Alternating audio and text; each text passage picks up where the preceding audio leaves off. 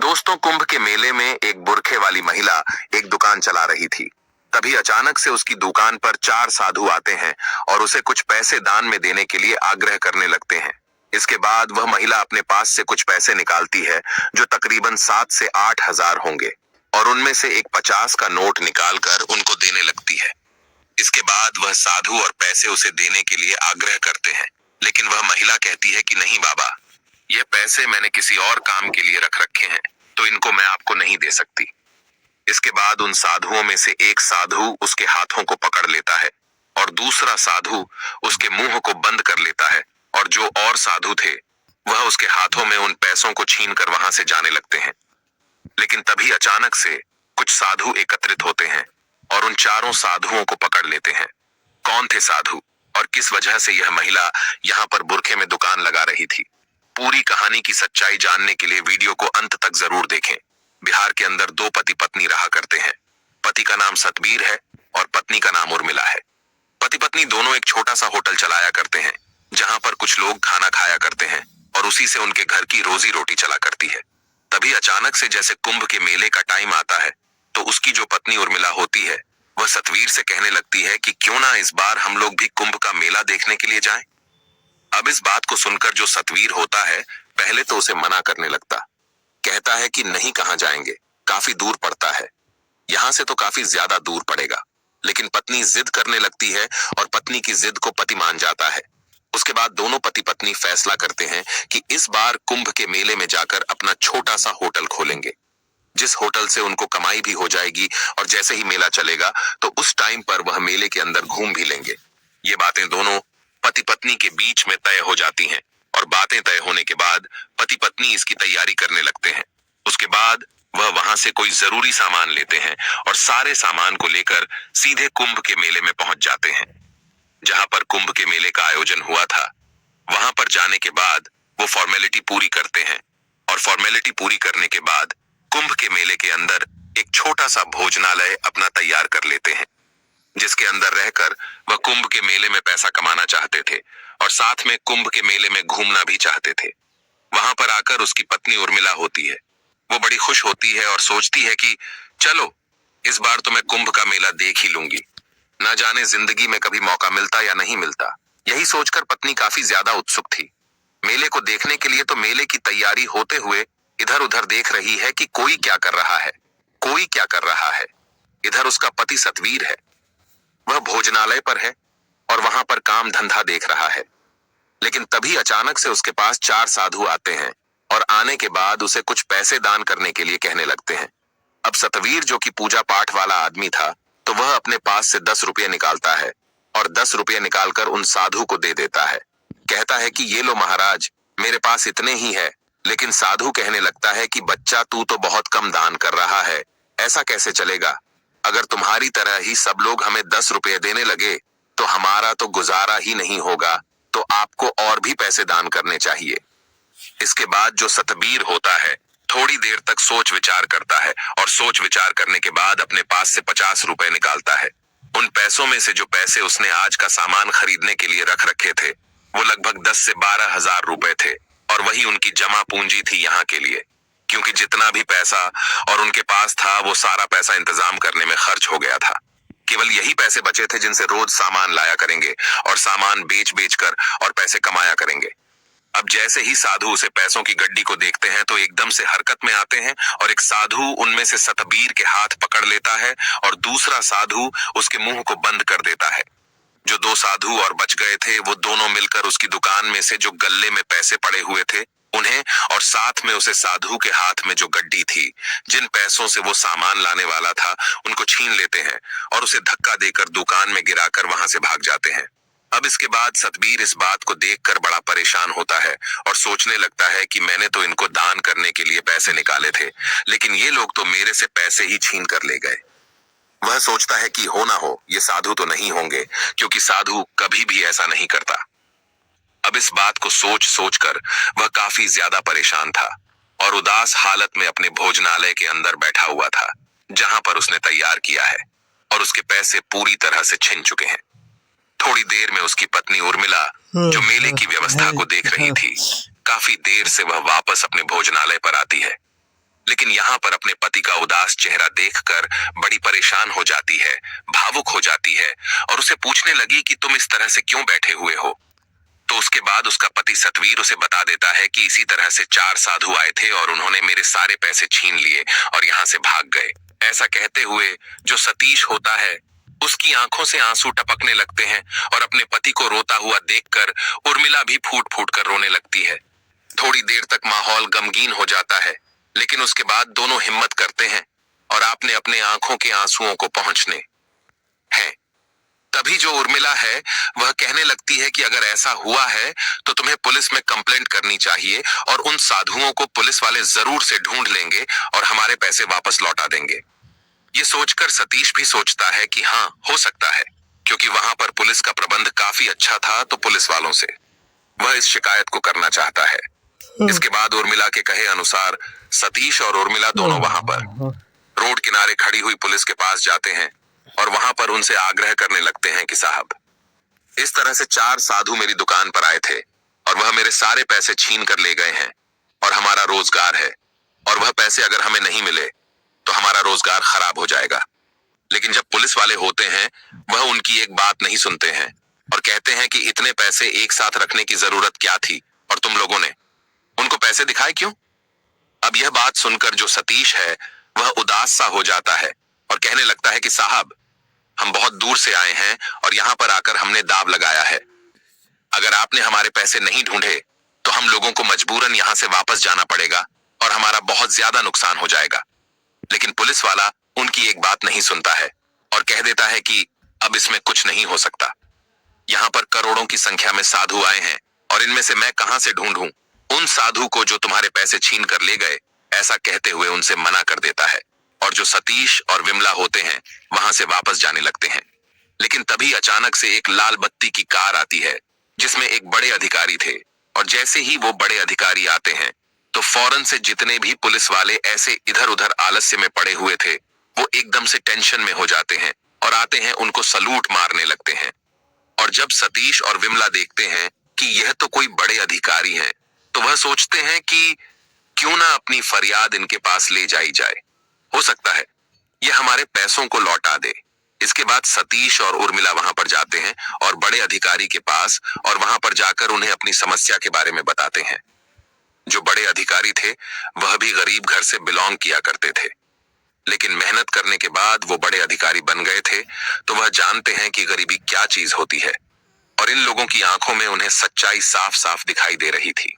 इसके बाद जो बड़े अधिकारी होते हैं वो कहते हैं कि आप चिंता मत करो, आपका जितना भी नुकसान हुआ है उसकी भरपाई तो हो जाएगी, लेकिन उन लोगों को हम नहीं ढूंढ सकते क्योंकि यहाँ पर ढेर सारे साधु हैं और उनमें से हम कैसे ढूंढेंगे। जो बड़ा अधिकारी होता है अपने पास से लगभग 14,000 रुपए निकालता है और निकाल कर उन्हें दे देता है। कहता है कि ये लो, अपना काम करो और आगे से सावधान रहना। कोई भी कैसी भी दिक्कत हो तो पुलिस आपकी सेवा के लिए है, आप उन्हें बता देना। लेकिन तभी वे लोग बताते हैं कि पुलिस को तो हमने बताया था साहब, इन्होंने हमारी इस बात पर कोई भी गौर नहीं की। इसके बाद जो बड़े अधिकारी होते हैं वो कहने लगे कि किससे कहा था आपने, तो वो बता देते कि हमने इन साहब से कहा था। तो बड़े अधिकारी उस पुलिस वाले को वहां पर बुलाते हैं, लेकिन पुलिस वाले का यही कहना था कि साहब इतने सारे साधु हैं तो इनमें से उन साधुओं को कैसे ढूंढा जाए। इस बात को सुनकर जो बड़ा अधिकारी होता है वह भी शांत हो जाता है और उसे कह देता है कि ठीक है, कोई बात नहीं, हम इस बात पर अपने आप काम कर लेंगे, आप यहाँ से चले जाओ। वहां से वह जो पति पत्नी थे वे अपने भोजनालय पर चले जाते हैं और वहां पर आगे का अपना काम देखने लगते हैं। वह बड़े अधिकारी को भगवान का रूप बताते हैं और कहते हैं कि ऐसे होने चाहिए। असलियत में पुलिस वाले जिन्होंने फट से हमारी मदद कर दी और हमारा अब यहाँ का रोजगार भी अच्छी तरह से चल जाएगा और हमारा कोई नुकसान भी नहीं हुआ है। इधर जो बड़े अधिकारी थे, जैसे ही शाम होती है तो शाम के समय उनकी वह बात, यानी कि जो पति पत्नी उनके सामने कह रहे थे वो बातें उनके सामने आ रही थी और वह सोच रहे थे कि भला ऐसा भी हो सकता है क्या, सच में ही साधु किसी के पैसे छीन सकता है या नहीं। इस बात की जड़ से तहकीकात करनी होगी और जड़ से तहकीकात करने का फैसला कर लेते हैं।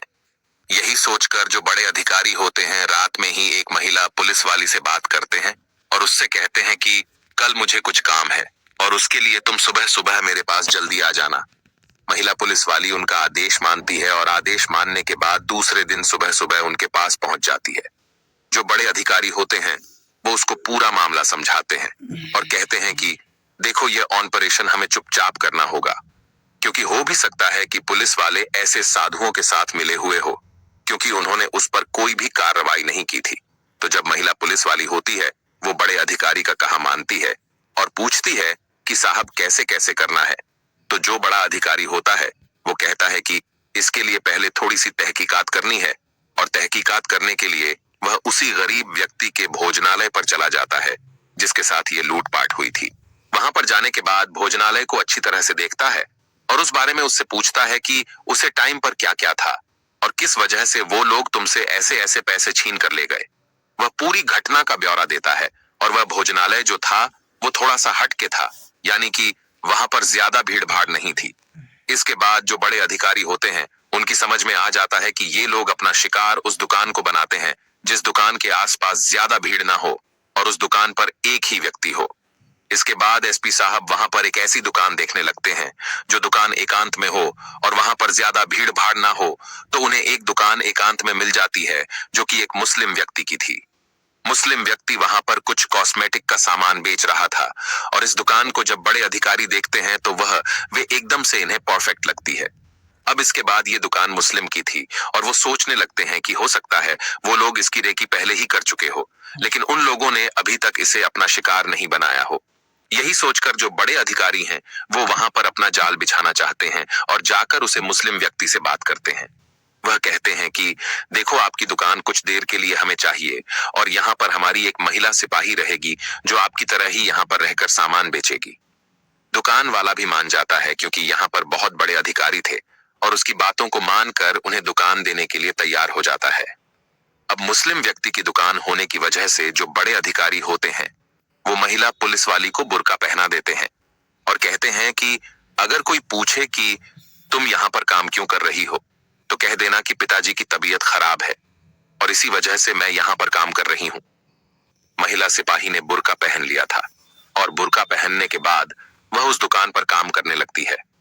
दूसरी ओर जो बड़े अधिकारी थे उन्होंने अपने 10 कमांडोज को साधु के भेष में तैयार कर दिया था और कहा था कि तुम्हें दूर से इस दुकान पर नजर रखनी है ताकि तुम लोग इस दुकान को देख सको, लेकिन तुम किसी और की निगाह में ना आ सको कि तुम लोग इस दुकान पर निगाह रख रहे हो। ऐसा ही वो करते हैं और पूरी तरह से जाल को बिछा दिया जाता है। लगभग 1 से 2 दिन ऐसा ही करने के बाद वहां पर कुछ भी हासिल नहीं होता है, लेकिन तीसरे दिन अचानक से 4 साधु इसी तरह से दुकान पर आते हैं और वहां पर उसे दान धर्म करने के लिए कहने लगते हैं। तो जो महिला पुलिस वाली होती है वो इसी तरह से, जिस तरह से उसने बताया था कि मैंने गड्डी निकाली थी, वो डायरेक्ट अपनी गड्डी निकालती है और गड्डी में से एक 50 का नोट निकालकर साधु महात्माओं को देने लगती है। और जब साधु देखते हैं कि इसके हाथ में गड्डी है तो एकदम से वो अपने काम को करने में लग जाते हैं। उसे महिला पुलिस वाली के उन्होंने हाथ पीछे की तरफ पकड़े और हाथ पकड़ने के बाद एक ने उसका मुंह दबा लिया और मुंह दबाने के बाद वो सारे पैसे छीनकर वहां से भागने लगे। लेकिन जैसे ही प्रोसीजर होता है तो जो कमांडो साधु के भेष में थे वो चारों तरफ से आकर उसको घेर लेते हैं और बड़े अधिकारी जी को इसकी तलाश कर दी जाती है। थोड़ी देर में बड़े अधिकारी भी वहां पर आ जाते हैं और जैसे ही महिला पुलिस वाली अपने बुर्के को उतारती है तो देखते ही यह साधु पूरी तरह से हैरान हो जाते हैं।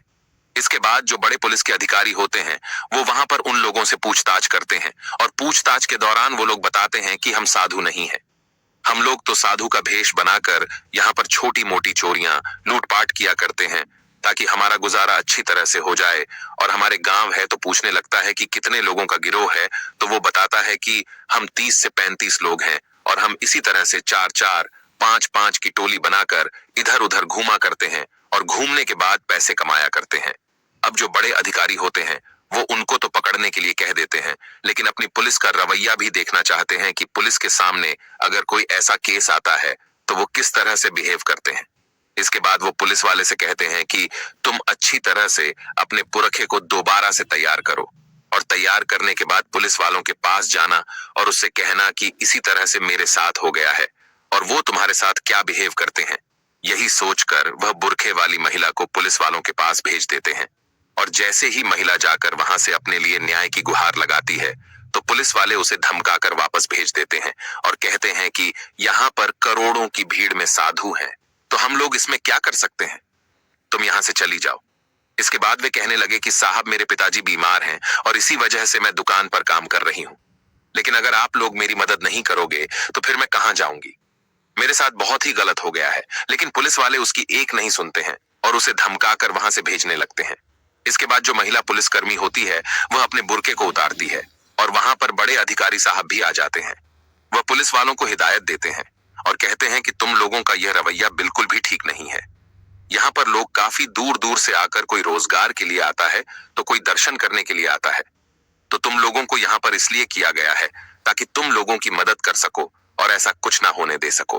पुलिस वाले बड़े अधिकारी से माफी मांगते हैं और कहते हैं कि साहब, आगे से ऐसा नहीं होगा और हम लोग सच में ही सभी लोगों की मदद किया करेंगे। और जब ये बात सभी पुलिस डिपार्टमेंट में पहुंचती है कि बड़े अधिकारी साहब इसी तरह से ऑपरेशन कर रहे हैं और लोगों को पकड़ रहे हैं और पुलिस में फटकार भी लगाई जा रही है, तो पुलिस वाले अब अच्छी तरह से सभी की देखभाल करने का फैसला करते हैं और कोई भी जरा सी बात किया करता तो वहां पर उसके साथ जाकर उसकी समस्या का निवारण करने की कोशिश करते हैं।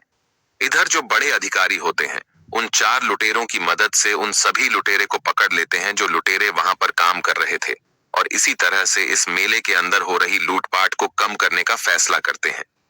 इधर ये खबर जैसे ही सतबीर और उसकी पत्नी के पास पहुंचती है, किसी तरह से पुलिस वालों ने उनको पकड़ लिया है और पकड़ने के बाद उनके गिरोह को भी पकड़ लिया है, तो उन लोगों को इस बात की बड़ी शांति होती है और वो लोग सोचने लगते हैं कि पुलिस में सभी लोग एक साथ नहीं हुआ करते, कुछ ऐसे अधिकारी भी होते हैं जो हमारे लिए बहुत कुछ करते हैं। तो दोस्तों, यह थी आज की कहानी। आप लोगों को जैसी लगी कमेंट बॉक्स में बता देना। वीडियो अगर अच्छी लगी हो तो वीडियो को लाइक और चैनल को सब्सक्राइब जरूर करें ताकि हमें थोड़ा सा हौसला मिले। आप लोगों के लिए ऐसे ही अच्छे अच्छे वीडियो बनाने के लिए इन कहानियों को सुनाने का उद्देश्य किसी को परेशान करना बिल्कुल भी नहीं है। ये कहानी आपको इसलिए सुनाई जाती है ताकि आप लोग इन कहानियों में से कुछ ना कुछ सीख सके और अपने जीवन में उस चीज को अप्लाई कर सको। मिलते हैं किसी अगली वीडियो में नए टॉपिक के साथ। तब तक के लिए जय हिंद, जय भारत। आप सभी का बहुत बहुत धन्यवाद।